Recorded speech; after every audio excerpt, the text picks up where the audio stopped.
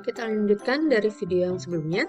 Jadi, jika kalian memiliki yang bentukannya ujung lebih condong ke arah kiri, itu namanya right skew, ya, di mana meannya itu lebih besar daripada median. Nah, kalau secara statistik, itu sebenarnya bisa dihitung. Jadi ada perhitungan untuk menghitung skewness. Jika nilai skewness-nya itu kurang dari 0, berarti kita langsung bisa mengatakan itu adalah left skew. Kalau 0 itu simetri, kalau yang lebih dari 0 itu right skew namanya. Kemudian untuk yang kurtosis, ini akan menjelaskan konsentrasi nilai tengah kamu lebih kemana, ya. Jadi misalnya kalau yang biasa kita tahu itu bentukannya bell shape, itu berarti nilai tengahnya emang terkonsentrasinya pas di tengah persis seperti ini. Terus dia punya tanda kutip ekor atau nilai sebarannya itu memang semakin lama semakin landai, tapi bukan nol, tapi semakin lama semakin landai. Nah, berbeda dengan bell shape, kalau yang sharper peak, ya, ini dia persis, dia langsung plek nol kalau untuk yang si ekornya. Jadi di titik paling ujung kiri dan ujung kanan itu langsung plus pas nol, dan dia memiliki konsentrasinya persis kayak hanya semakin lama semakin kecil, dan ini membentuk kayak gunung. Oke, jadi tajam di tengah, di atas. Nah, kalau yang flatter, jadi dia konsentrasinya hampir hampir rata semua, ya, hampir rata semua. Jadi datanya itu sama semua. Misalnya 13 ya 13 semua, misalnya seperti itu. Ya, data frekuensinya. Atau misalnya nilai 1 13, 2 13, 4 13, misalnya seperti itu. Ya. Jadi kalau secara statistiknya, jika dihitung menggunakan uji statistik, untuk kurtosis dia akan menunjukkan nilai yang kurang dari 0 itu adalah yang flatter, kalau 0 itu yang bell shape, kalau yang lebih dari 0 itu yang sharper. Sekarang kita masuk ke ukuran kuartil. Jadi kuartil itu akan membagi data kita menjadi beberapa peringkat, ya. Ada 4 segmennya. Oke, dengan jumlah nilai yang sama per segmen. Jadi kayak kita punya 100%, ya, kita punya data semuanya sama dengan 100%. Kita bagi menjadi 4. Jadi untuk kuartil pertama itu kita start dari 25% dari data awal, ya. Itu titik poinnya adalah kuartil 1. Kemudian 25% kemudian itu adalah kuartil 2. 25% kemudian itu adalah kuartil 3. Ya. Jadi titik awal dan titik akhir itu kita bisa mengatakan ini titik minimal dan titik maksimal, data minimal dan maksimal kita. Ya. Jadi bisa dikatakan bahwa kuartil pertama itu adalah nilai yang 25% dari pengamatan, ya, yang kita punya. Ya, lebih kecil, 75% sisanya di bagian kanan. Nah, kalau yang kuartil kedua bisa sama dengan median, ya. Karena dia persis di tengah-tengah, 50% dari yang kiri, 50% dari yang kanan. Kalau yang kuartil 3 itu 25% di kanan, sisanya yang 75% di kiri. Nah, sama halnya dengan median, untuk kuartil ini kita harus menentukan dulu posisi. Nah, untuk menentukan posisi kuartil, kita menggunakan ada rumus ini, ya. Kalau untuk Q1 atau kuartil pertama, itu adalah N plus 1 kita bagi dengan 4. Kalau kuartil 2 itu N plus 1 bagi 2, kuartil 3 itu adalah 3 dalam kurung N plus 1. Jadi 3 dikalikan dengan penjumlahan N plus 1, kemudian kita bagi dengan 4. Nah, N itu adalah jumlah yang kita amati, ya, tadi jumlah sampel kita, N kecil. Saat pengukuran, ada aturan yang harus diperhatikan. Jika hasilnya adalah hasil bilangan bulat, maka posisi itu bisa langsung digunakan. Jadi misalnya kita hitung Q1, Q2, atau Q3, langsung dapat nilainya misalnya 3, 4, 5, atau 7 gitu, ya. Nah, berarti langsung aja menggunakan posisi ke-7 misalnya. Ya, kalau misalnya kita hitung Q3-nya 7 misalnya, berarti posisi Q3 adalah di data yang ke-7. Nah, tapi jika hasilnya adalah setengah fractional, jadi 0,5, ya, 2,5, 7,5, 8,5, pokoknya 0,5, maka harus dirata-ratakan, ya. Jadi misalnya 2,5 berarti ambil data kedua dan data ketiga, kita totalkan, ya, habis itu dibagi 2, kayak gitu. Jadi mirip seperti median. Tapi jika hasilnya bukan bilangan bulat ataupun yang setengah, yang koma 5, maka bulatkan hasilnya ke bilangan bulat terdekat untuk menentukan posisi peringkat. Jadi biasanya kalau di bawah 5, kita jadinya misalnya 2,4 gitu ya. 2,4 berarti posisi kedua. Atau kalau 2,6 berarti itu adalah posisi ketiga, seperti itu. Ya, jadi misal contoh seperti ini. Oh ya, untuk yang ukuran kuartil itu harus diurutan juga ya, harus berdasarkan order array, jadi diurutin dari yang paling minimal ke maksimal. Setelah itu di sini kita punya data ada 9. Kita hitung Q1 ya, Q1-nya berarti N plus 1 bagi 4. Jadi dia dapat nilainya adalah 2,5. Kalau 2,5 berarti dia ngambil data posisi kedua dan ketiga. 1, 2, 3 ya. Posisi kedua adalah 12, posisi ketiga adalah 13. Jadi 12 tambah 13 kita bagi 2, jadi 12,5 nilai Q1-nya. Kemudian Q2 itu rumusnya N plus 1 bagi 2 ya. Ini langsung dia dapat nilainya adalah 5, posisi kelima. Jadi 1, 2, 3, 4, 5. Jadi data ini, ya posisi ini adalah posisi median. Jadi ini adalah mediannya 16. Jadi karena ini bulat jadi langsung. Terus Q3 itu 3 kali N plus 1 dibagi 4, dapat 7,5. Kebetulan ini 7,5, berarti posisi ke-7 dan 8. 1, 2, 3, 4, 5, 6, 7, dan 8. 18 tambah 21 bagi 2, jadi 19,5. Ya, itu. Nah, kalau ngomongin kuartil, ada yang namanya interquartile range atau IQR kita sebutnya. Rumusnya simple, jadi cuma tinggal Q3 kita kurangin Q1. Ya, dimana IQR ini adalah ukuran variabilitas yang tidak dipengaruhi oleh outlier atau nilai ekstrim.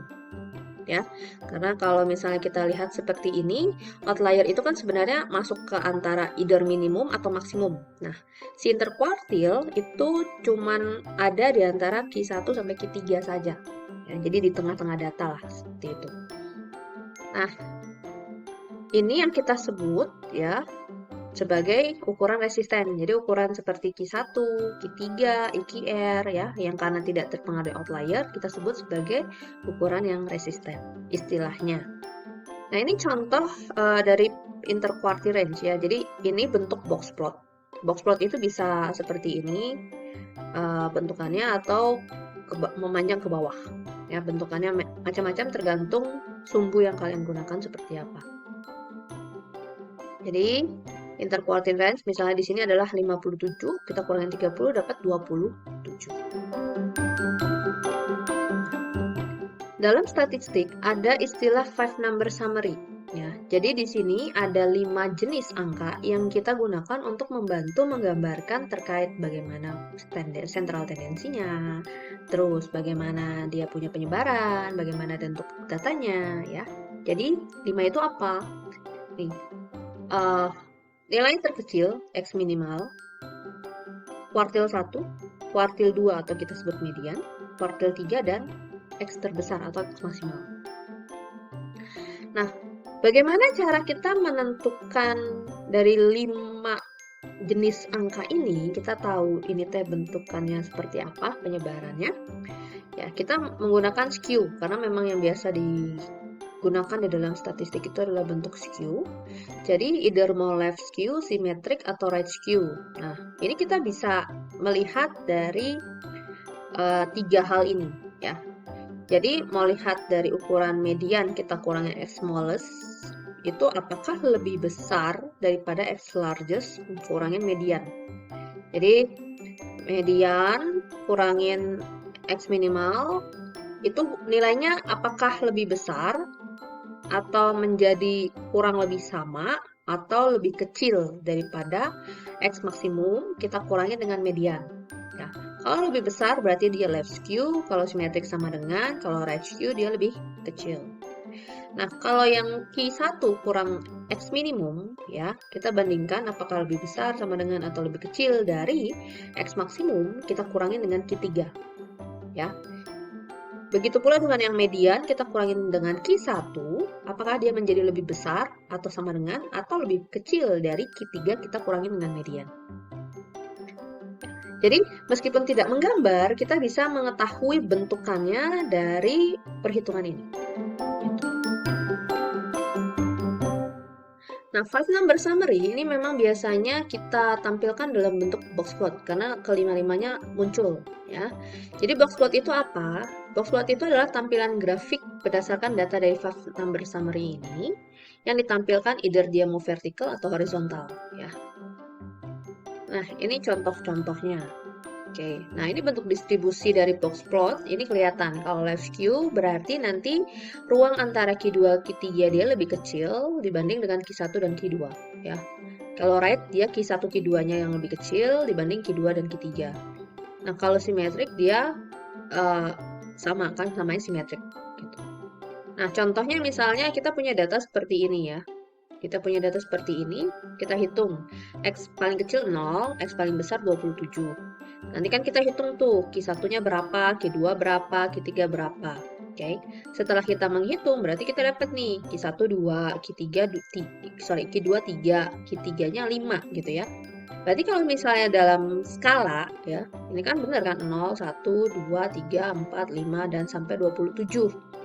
Nah, garis pertama itu pasti minimum ya, garis terakhir itu maksimum ya. Kemudian nanti akan membentuk ada kotak untuk Q1, Q2 dan Q3. Ya ini. Karena Q1, 2, Q3-nya adalah 3, ya udah kotaknya kecil seperti ini. Lalu untuk yang Q3-nya kebetulan dia adalah 5, jadi kotaknya seperti ini. Oke, itu contohnya. Ya, kalau dari sini berarti kita tahu bahwa ini adalah bentukan dari right skew. Ya, karena dia condong nilai Q3 dan Q3-nya dia cenderung lebih gede dibanding yang Q1, Q2. Atau bisa kita gunakan yang seperti ini. Nah, kemudian ada yang namanya ukuran deskriptif numerik. Ya. Biasanya untuk statistik deskriptif kita akan membahas terkait sampel bukan populasi. Makanya tadi kan saya udah state S itu untuk standar deviasi sampel, N kecil itu standar deviasi sampel. S-nya juga S kecil ya, S kecil untuk standar deviasi sampel. Nah, ukuran ringkasan ya yang menggambarkan jenis populasi itu kita sebut sebagai parameter yang biasa dilambangkan dengan huruf Yunani. Oke, sama halnya dengan yang sampel, kita juga tetap ada yang namanya mean, varians, standar deviasi.